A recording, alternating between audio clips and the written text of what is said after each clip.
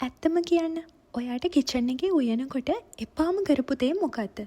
උයලා පිහලා ඉවර වෙලා භාජන හොදන්න වෙනවා වගේ දේවල් ඇරෙන්න. මට නම් උයන්න යනකොට කිචන් එකේ යටින් තියෙන කබඩ් ටයිප් එකේ කැබිනට්ස් වලින් බඩු හොයාගන්න වෙන එක තමයි එපාම කරපු දේ. අපි එහෙනම් අද කතා කරමු කිචන් ඩිසයින් මිස්ටේක් නම්බර් 1. ඒ තමයි කිචන් එකේ වර්ක් ටොප් එකෙන් යට කොටසට පෑන්ට්‍රි කබඩ්ස් පාවිච්චි කිරීම කියන මිස්ටේක් එක.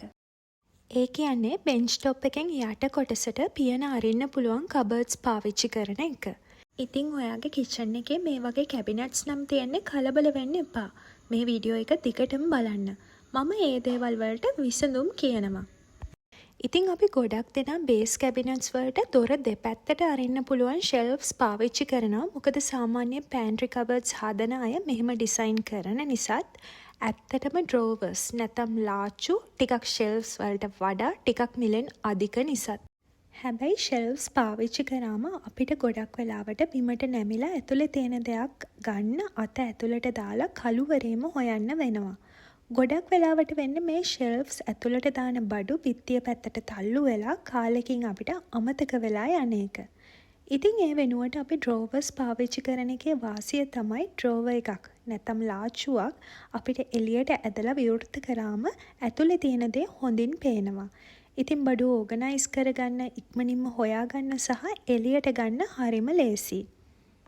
ඉතින් ඔයාලා අලුතෙන් කිචන් එකක් ඩිසයින් කරනවා නම් නැත්නම් ඔයාගේ තැන් තියෙන කිචන් එක රෙනොවේට් කරනවා නම් කිචන් පෑන්ට්‍රි කබඩ්ස් වල බේස් කැබිනට්ස් වලට දොරවල් එක දෙපැත්තට ඕපන් කරන කබඩ්ස් වෙනුවට ලාච්චු පාවිච්චි කරන්න කියලා මම ඔයාලව දිරිමත් කරනවා.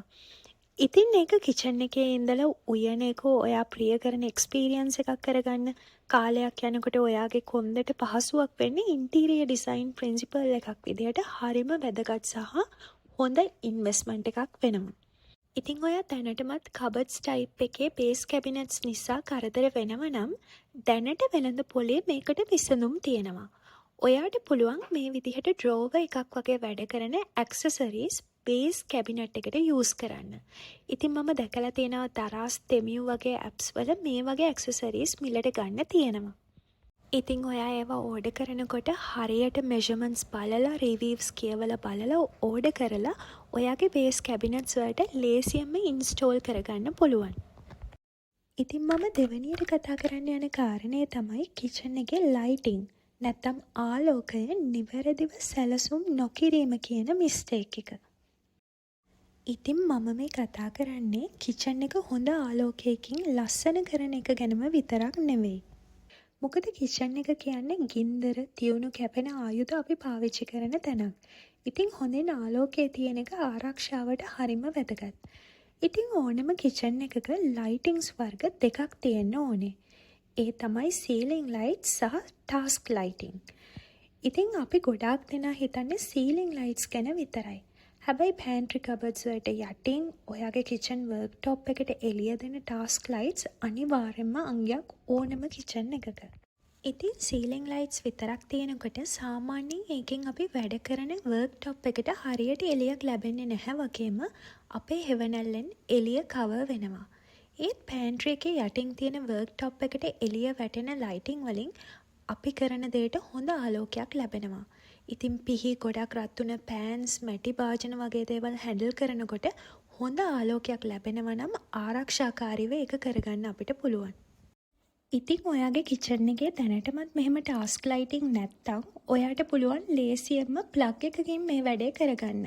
ඉතින් මේකට අවශ්‍ය TT වයර්ස් ලයිට්ස් ඕනම හાર્ඩ්වෙයාර් එකකින් මිලට ගන්න පුළුවන්.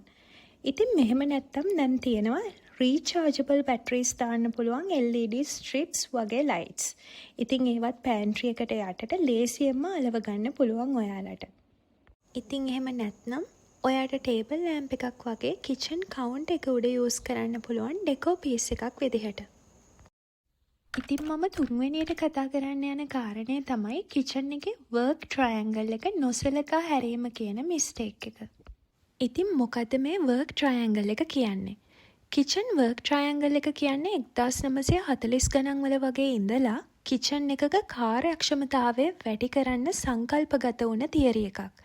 ඉතින් මේ දශක ගණනාවක ඉඳලා අද දක්වා දියුණු වෙලා ප්‍රත්‍යක්ෂ වුණ මේ සංකල්පයෙන් කියන්නේ අපි කිචන් එකේ වැඩ කරනකොට අපි භාවිතා කරන ප්‍රධානම ස්ථාන 3 ත්‍රිකෝණයක් විදිහට තිබුණාම ඒ කිචන් එකේ කාර්යක්ෂමතාවය වැඩි වෙනවා වගේම කාලය ඉතුරු කරගන්න පහසුයි කියලා.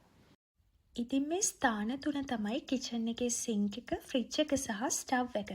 නැත්නම් ලිප කියන්නේ. ඉතින් ගොඩක් ඉන්ටීරියර් ඩිසයිනර්ස්ලා කියන්නේ මේ වර්ක් ට්‍රයැන්ගල් එකේ නැත්නම් ත්‍රිකෝණයේ එක පාදයක ලක්ෂ 2ක් අතර දුර මීටර් 1.2 ඉඳලා 2.7ක් වගේ වෙන්න ඕනේ කියලා. ඉතින් ඒ වගේම මේ පාද තුනේ දුරවල් වල එකතුව මීටර් 8කට වඩා වැඩි වෙන්න හොඳ නැහැ. ඉතින් ඔයාලත් අලුතෙන් කිචන් එක ඩිසයින් කරනවා නම් සින්ක් එක, ස්ටව් එක සහ ෆ්‍රිජ් එකේ ප්ලේස්මන්ට් මේ විදිහට ඩිසයින් කරගන්න. ඒ වගේම තමයි ගොඩක් වැදගත් මේ ස්ථාන තුනේ එකිනෙකට ළඟින් තියන්න හොඳ නැහැ. විශේෂයෙන්ම ෆ්‍රිජ් එකත් ඔයාගේ ලිපත්. සිසිලස සහ උණුසුම විදිහට එකිනෙකට ප්‍රතිවිරුද්ධ විදිහට තාප ශක්තිය පාවිච්චි කරන නිසා මේ දෙක එක ළඟ තිබුණොත් ඒ දෙකේම ශක්තිය වැය වෙනවා වැඩි. ඒ නිසා ශක්තිය අපතේ යනවා වැඩි. ඉතින් ඔයාගේ කිචන් එකේ දැනටමත් මේ ප්‍රධාන ස්ථාන තුනේ ප්ලේස්මන්ට් එක තියෙන ත්‍රිකෝණයක් විදිහට නෙමෙයි නම් ඔයාට ඒවා ලේසියෙන්ම රීඅරේන්ජ් කරගන්න පුළුවන්. ඉතින් මම අන්තිමට කතා කරන්න යන කාරණේ තමයි කිචන් එකේ බැක්ස්ප්ලෑෂ් එකටත් වර්ක් ටොප් එකටත් දෙකටම ඩාර්ක් කලර්ස් පාවිච්චි කිරීම කියන මිස්ටේක් එක. ඉතින් ඔයාගේ වයිබ් එක ස්ටයිල් එක අනුව ඔයාට කිචන් එකේ බැක්ස්ප්ලෑෂ් එකටත් වර්ක් ටොප් එකටත් ලයිට් හෝ ඩාර්ක් කලර්ස් කැමති විදිහකට තෝරගන්න පුළුවන්.